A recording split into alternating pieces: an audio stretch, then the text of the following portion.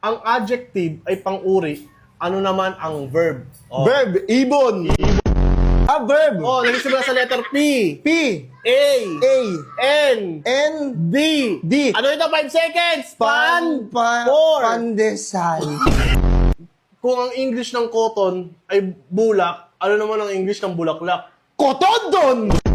Tahimik lang ako dati. Pero sino ba? Hindi ako sumasagot sa inyo, hindi ako nakikipag-argumento sa inyo. Kahit ano masasakit na bagay nyo na sinasabi nyo sa akin. Binabaliwala ko lang. Uyog yung bato. Isa ka pa. Madandaan Madandaan ka sa harapan ko, latang bastos ka. Pasensya na ha, nagrarant lang ako sa'yo ha. Kasi diba sabi nga sa kasabihan, pag binato ka ng bato, batuhin mo ng turumpo. Kami pag medal oh. Sumay kong lol. Suma ko mula din eh.